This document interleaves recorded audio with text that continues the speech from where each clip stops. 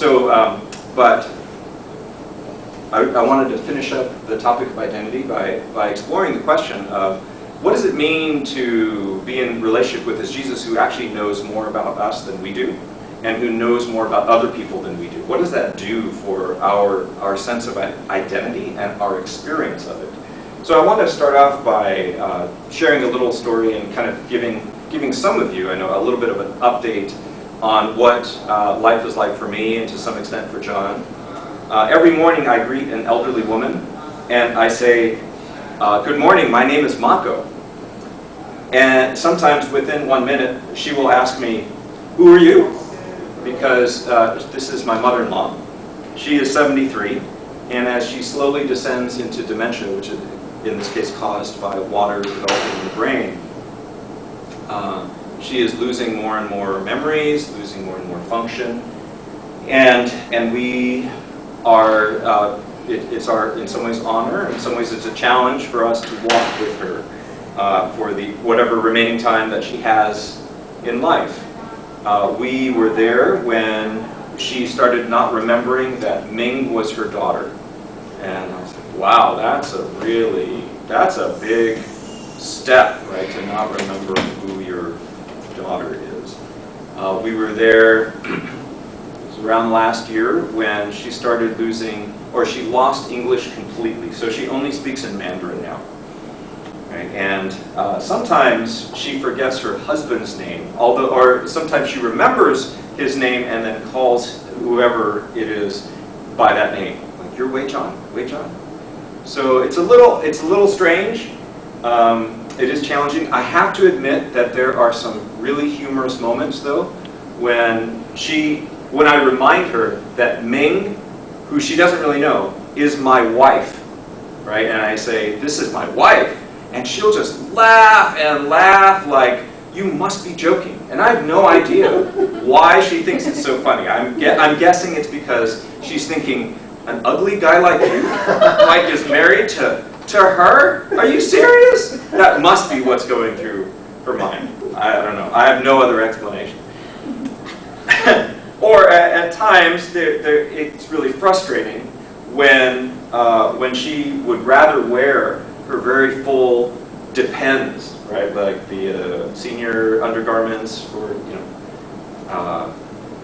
that are adult diapers. She would much rather wear them and keep them on, despite the fact that they smell, and they would give her a skin rash, right? And so when we start to change her, she'll claim that she's in pain, and then she'll hit me. I'm like, it doesn't hurt or anything. It's just weird. It's weird that you would rather wear that. Like, it doesn't bother you. I mean, even if you don't remember who you are, surely you would rather not wear that. But that's the kind of the frustrating part, is where you know what is good for someone more than they do, and that's part of it. And some of you have probably experienced something like that, whether in your own families or you've seen something like that. Most times, I just feel really sad because the biggest loss, I think, is she doesn't know that John and Zoe are her grandchildren. And if she did, just how proud she'd be. And I just feel really sad that she can't share in that. But today, I want us to draw that parallel out to God. What is it like for God to love people, to love us, and love others that we know, where we forget who He is, and we often forget who we are. And often we forget who one another really is in His eyes. What is that like for Him? And what does He do in order to restore the relationship, but also restore that sense of perspective and a memory that we have lodged deep down inside of us that doesn't let go, that never is erased because it's stamped with His image. This is the way He created us, no matter how much we forget. So that brings us to our passage for today, John 1, verses 35 to 51.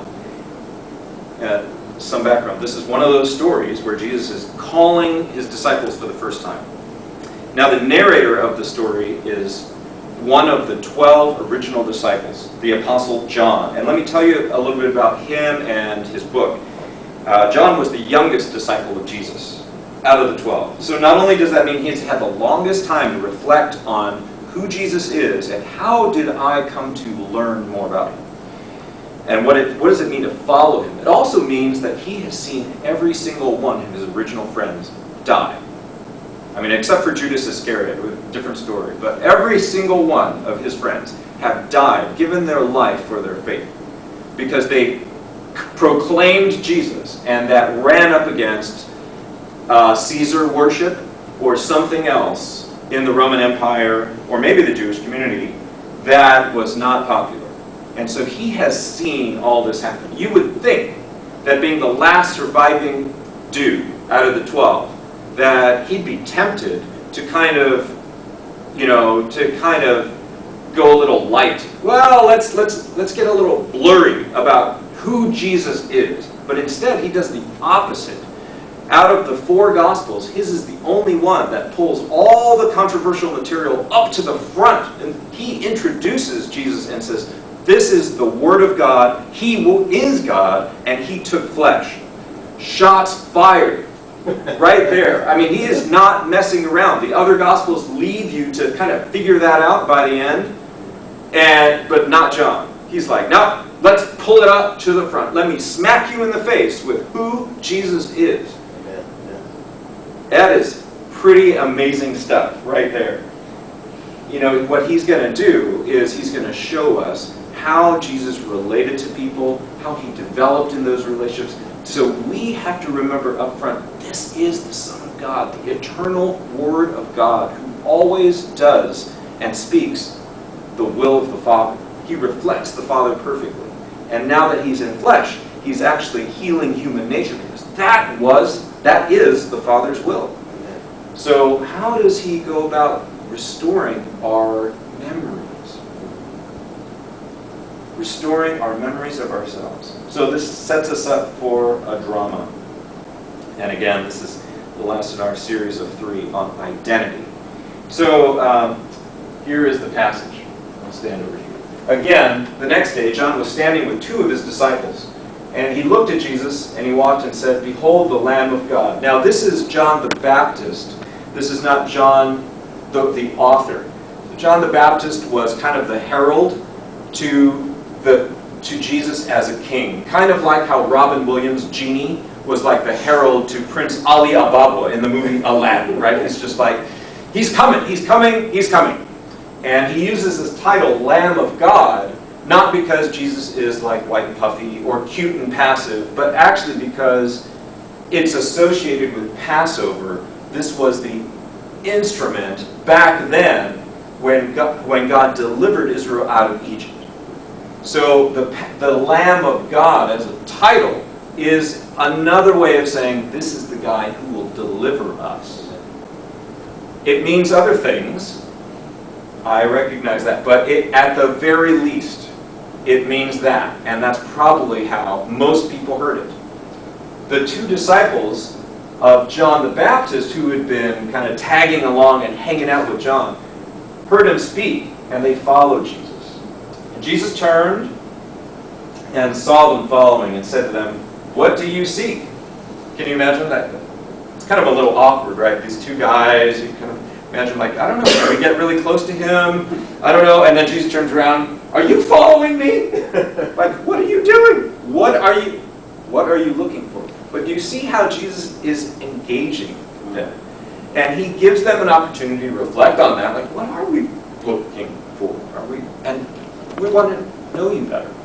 I mean, that's it at this point. But we want to know you better. So they said to him, "Rabbi," which means teacher, "where are you staying?" He said to them, "Come and you will see." So they came and saw where he was staying, and they stayed with him that day, for it was about 4 p.m. So that's the beginning of the thing. Now, we might read that and think, well, that's just how stories get told, right? But that's not all that's going on. See, there's a pattern of interaction that the writer is highlighting. I want to point out there's this process of learning. Right? John the Baptist says something about Jesus. The two disciples hear him speak, and then they follow. Does this thing have the beam? Oh, yeah, cool. It's heard. And then Jesus says, come and see, and then they came and saw something. That is actually a pattern that recurs over and over in John's Gospel. It happened just before with John the Baptist. In this case, God said something about Jesus while John the Baptist was baptizing, and God said, that's the guy. And John the Baptist heard, he believed, and then he saw. He saw something happen. Heaven opened, and God sent his Spirit to kind of descend on Jesus and anoint him. What that looked like, we don't know. We just know John reports it because he told other people about this. And this begins this chain of communication. Right? And so you can see how that parallels John said. The two disciples heard, they saw, and then Andrew told Simon. This is what we're going to see. So God does this. The pattern repeats one more time. One of the two heard John speak and followed him. And followed him was Andrew, Simon Peter's brother. He found first his own brother Simon and said to him, we have found the Messiah, which translated means Christ. So Jesus' last name, so that we're all on the same page, is not Christ.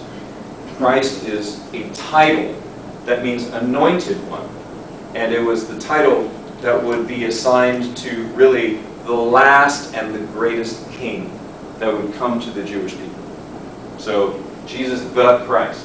He brought him to Jesus. Jesus looked at him and said, you are Simon the son of John, or Simon Bar-Jonah.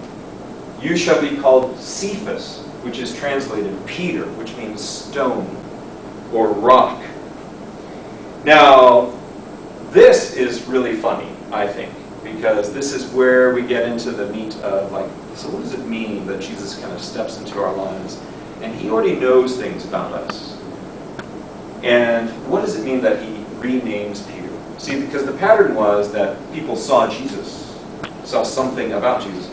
Here, Jesus sees something about Peter. Jesus looked at him and said, and that is not trivial. And so he gives Peter this nickname. Now, imagine that you're Simon Peter. Now, you're Simon. You've only been known as Simon. And by the way, you're married, right? Because we know from Luke 4 and Matthew 8 that he had a wife, and he cared about his mother-in-law, who was sick at one point. Jesus healed her. And so we know he's married. So imagine him going home that day and saying, honey, how about you call me Peter from now on? She's probably thinking, what? What are you thinking? It is just crazy, right? Unless there's something, unless there's something more to it, something that actually resonated with Simon.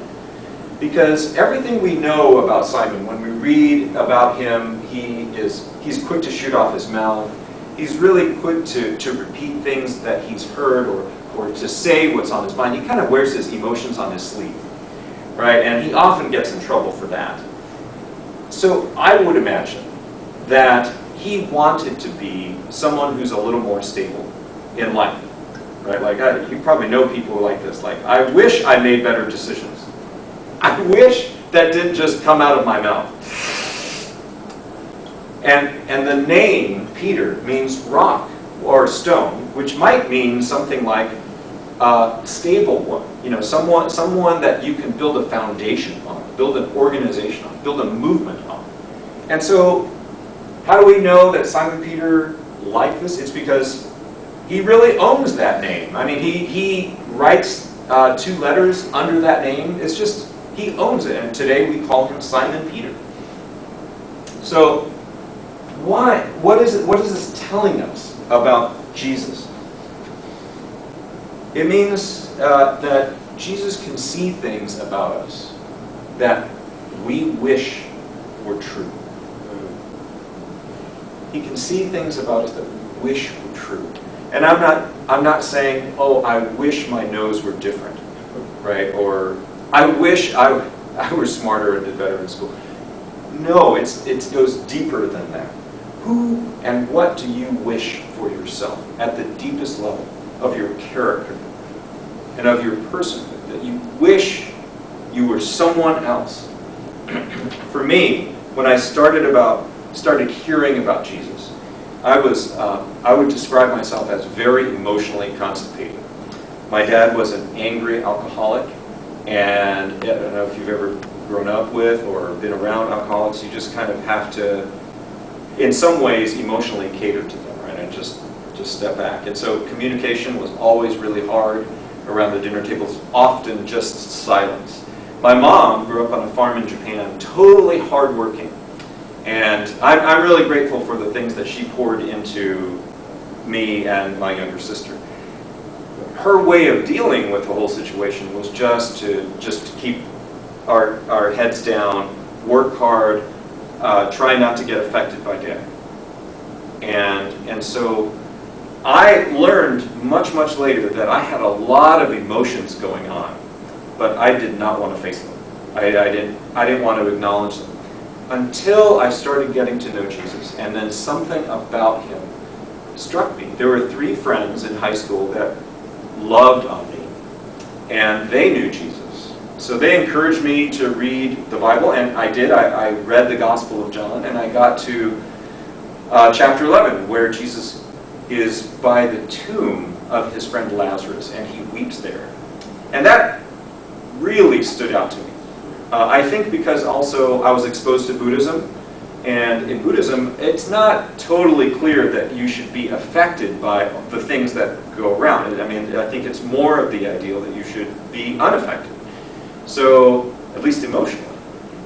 And so just because of my family background and because some of the religious experiences that I had, it really stood out to me that if Jesus he stepped into our world, he's God, and he does that to show us that he's affected by stuff, by the things that affect us.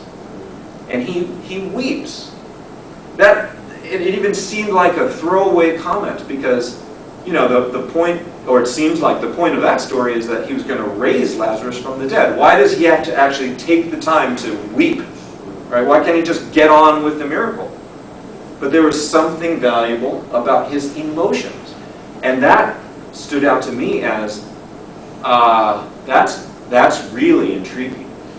Partly because I wanted to be in touch with myself. I wanted to be in touch with a God who really does care about the things that I went through and the things that other people went through. And so as a non-Christian, I wrote a poem as an assignment for English class in high school and turned it in to a Jewish teacher. He avoided me for the rest of the school year, actually. I don't know what happened. But I wasn't even a Christian. It was just so intriguing to me that, wow, Jesus has these emotions, and I want to be more like him. I want to be more like him. So I even started to get the sense that Jesus knew me better than I knew myself. Right? Because I really picked up on something that was going on in his life where I know that if you're real, you know me. But if you're real, I don't really get you. And there was this whole mystery about getting to know him. And that's the focus, I think, of the second encounter. So the next day, Jesus purposed to go into Galilee, and he found Philip. Jesus said to him, "Follow me." I think Philip was the other of the 2 disciples, right? The first one was Andrew. Andrew found Simon. Jesus finds Philip.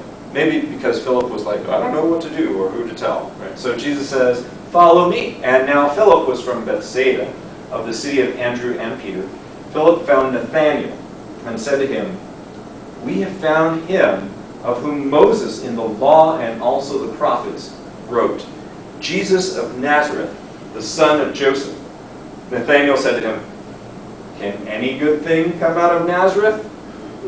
Philip said to him, "Come and see." Notice it's striking, right? This come and see language, or that someone says something, someone hears, responds, and it's come and see. This is the pattern, right? So we saw Andrew said something, Simon heard. Interestingly, Simon's name means hearing. And Jesus saw him, and Jesus renames him. Jesus catches Philip up. And then Philip said, over here, 46 to 51, something to Nathanael. Nathanael heard it and kind of believes, or at least believes enough to follow on. Jesus saw him and says, Nathanael, you'll see more. Nathanael, you'll see more. So what kind of a guy is Nathanael? So Nathanael, makes this kind of wisecrack. Can anything good come out of Nazareth? Because Nazareth was not, number one, was not supposed to be where the Messiah would be from. That was Bethlehem, like Micah had said that.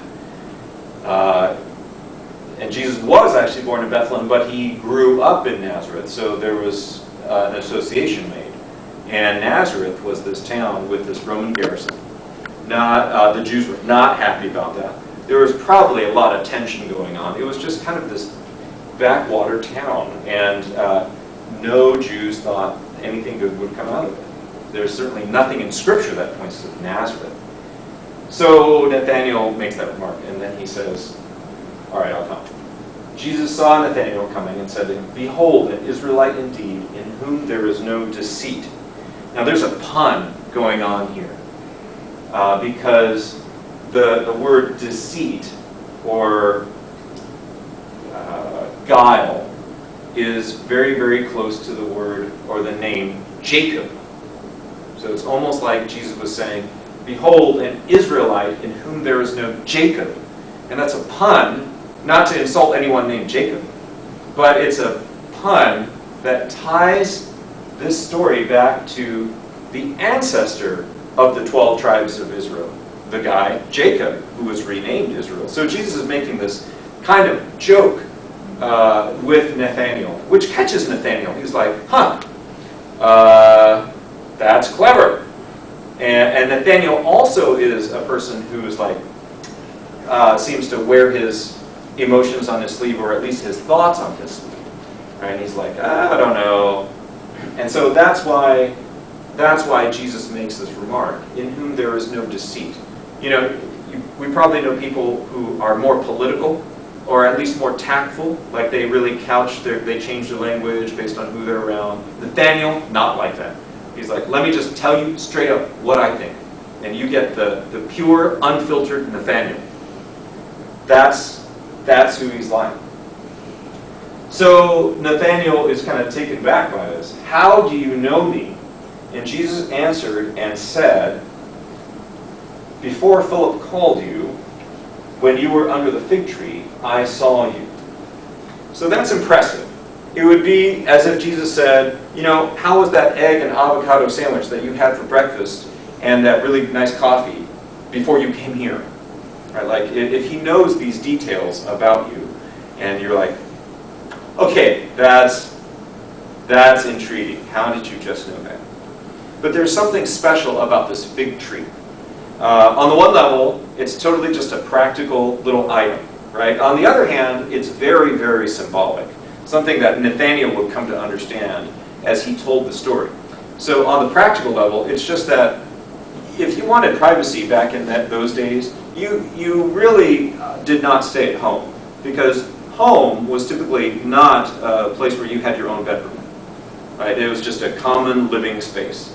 And maybe you had a roof which served like a porch and people can hang out there. But if you really wanted privacy, you would go somewhere else. You would walk off and probably sit under a tree. And fig leaves were good for that because they had huge leaves.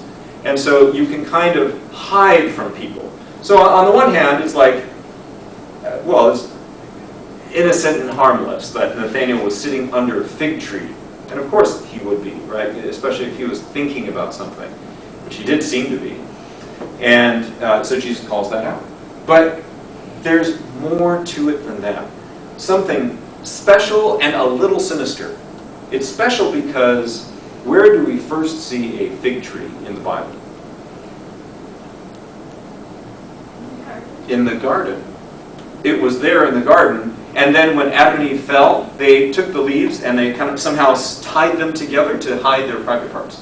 Why? Because they wanted to hide from each other and hide from God in some way, but they didn't trust one another. They could perceive the selfishness that had set into themselves, and they're like, I don't trust myself with you, right? So I'm gonna hide.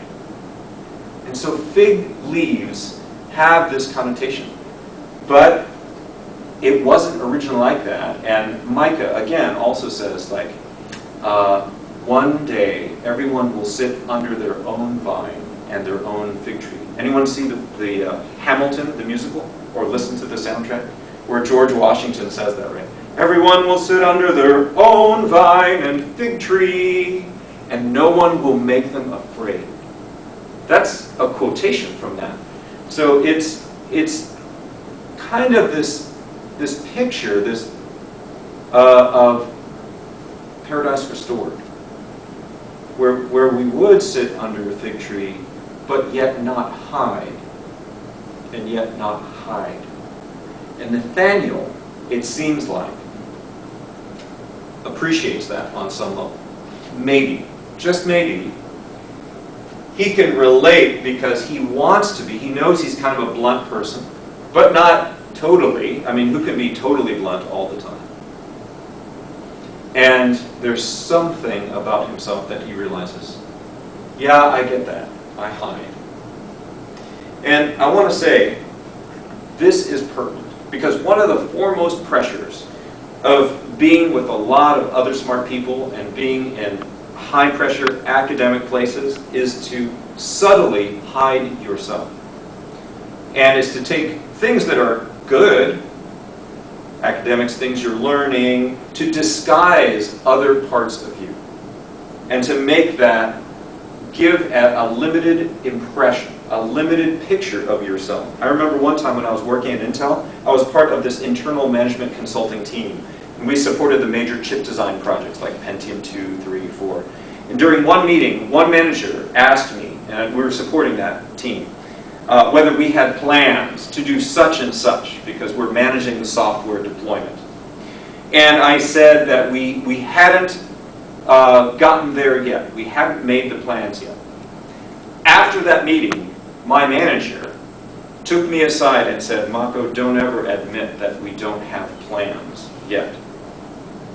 And I was like, okay, but that would be lying. You know, I'm supposed to stand there and say, yeah, we have plans to do that, when I know that we didn't.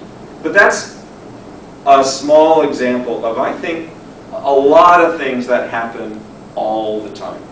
And I know that you guys feel pressure to do similar things to your resume, or in interviews, or just in casual conversation. Like, yeah, that was planned, or I had more responsibility than it really sounds like here. But whatever it is, we use good things to hide ourselves. And I think part of what Jesus is beckoning Nathaniel into is come out from there. You want to be someone in whom there is no deceit. I know it. I know it. It's in you. You act that way most of the time. Not all the time. But I know there is that part of you that does.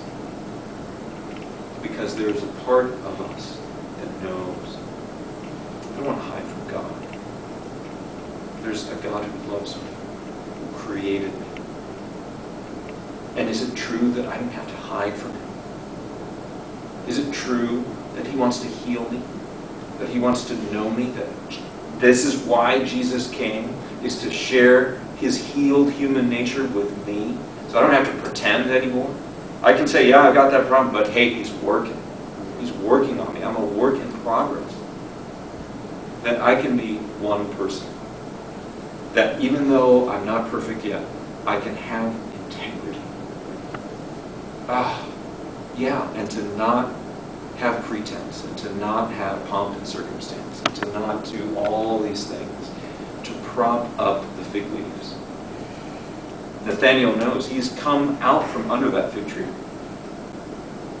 And he sees, hey, there may be more ways in which I need to do that. But Jesus is calling me forward. It's always that he's calling us forward.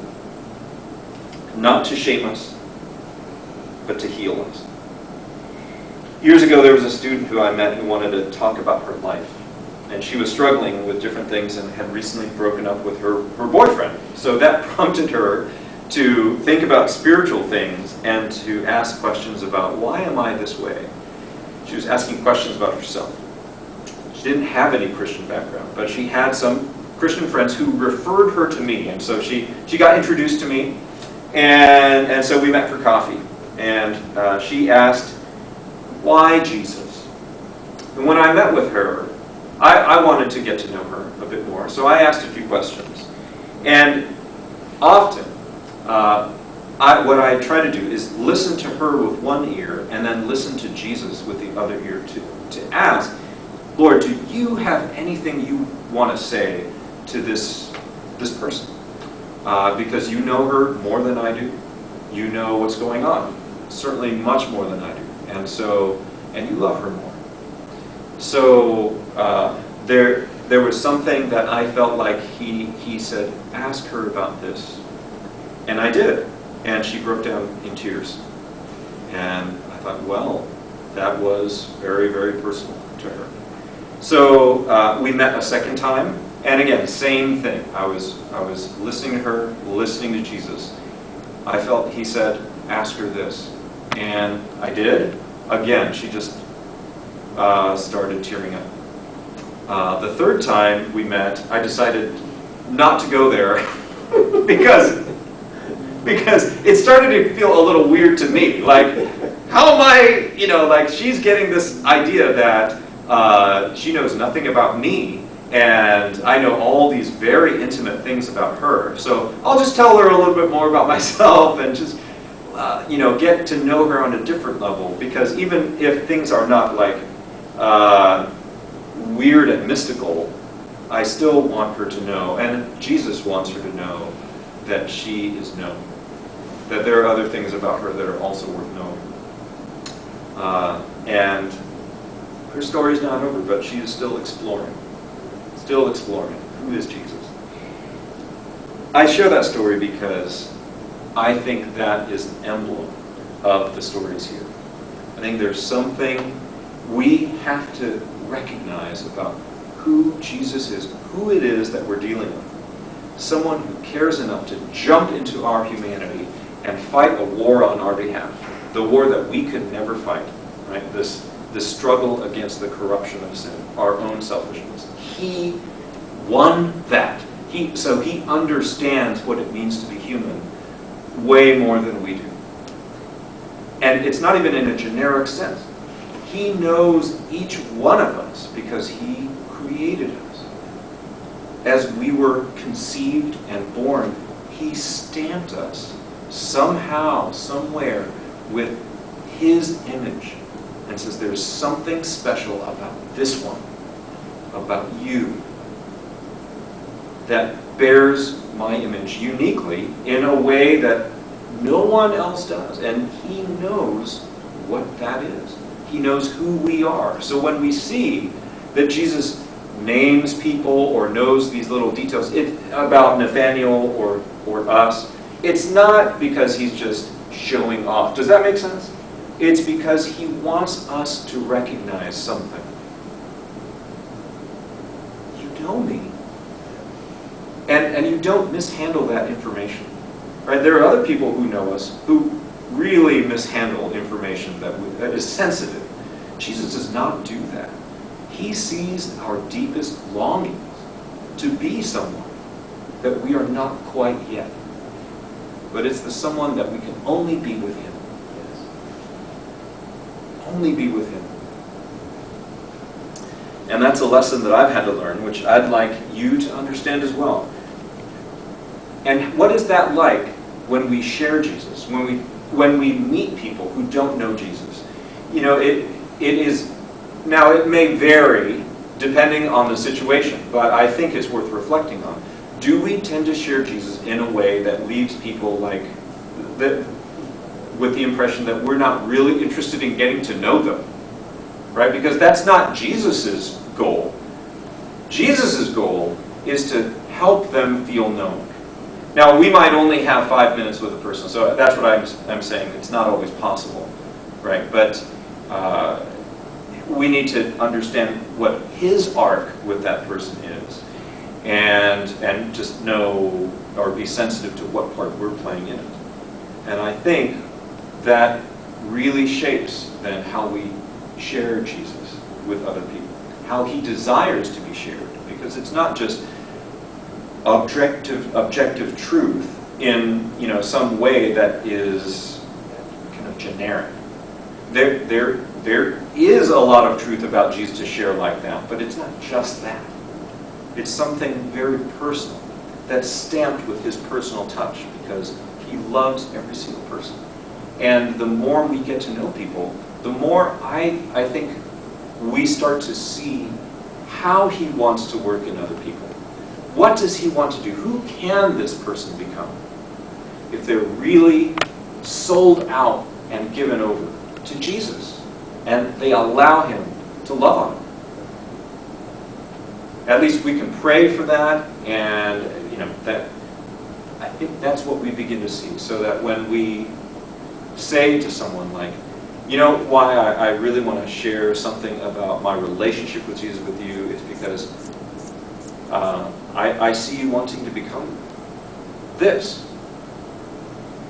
I think Jesus wants that as well. And I think it becomes deeply personal. And the impact that Jesus has on Nathanael is this. Verse 49. Nathanael answered him, "Rabbi, you're the Son of God, you're the King of Israel." Just because of that. Just because Jesus knows a few details?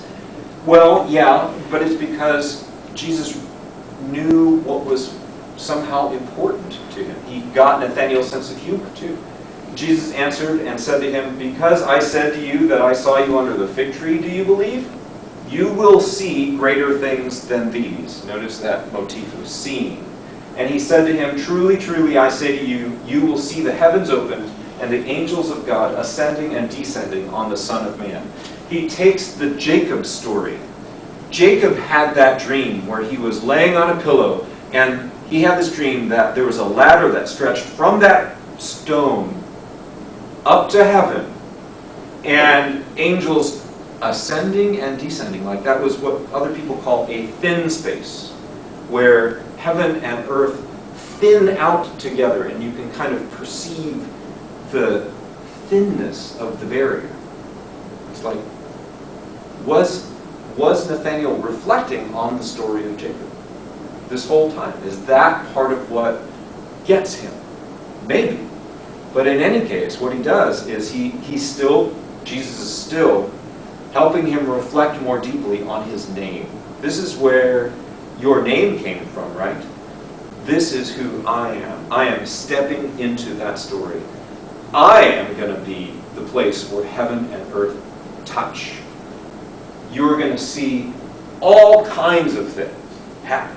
Heaven is going to open around me. And you will be in a front row seat on that, to that show. You get to see it. That is awesome.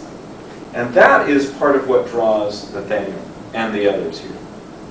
I hope that is part of what draws you to Jesus as well. It's not just that you feel guilty sometimes and so you need some place to go with it, but that there is a big invitation, horizons that open up to what your life could be like with him, because he knows you and loves you even more than you know and love yourself. That is amazing. So let me close this in a word of prayer.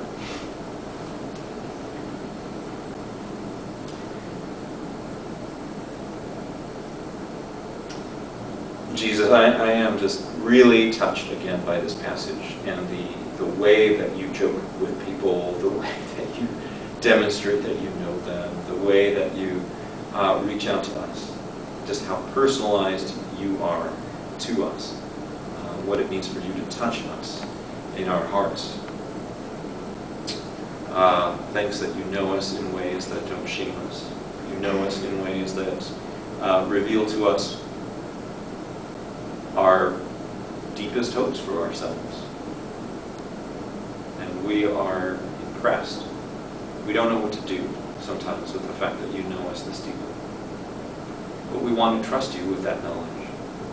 And we pray that you would help us to know ourselves in other ways more deeply, even when it's challenging. Help us to see your care in every interaction. And Lord, as we go from here, pray that your Spirit would be the one to open our eyes. Help us to see heaven open around you, around your name, around your love being shared. That we might be partners with you in what you're doing. So thanks that you're good. Help us to trust you more this week. In your name, amen.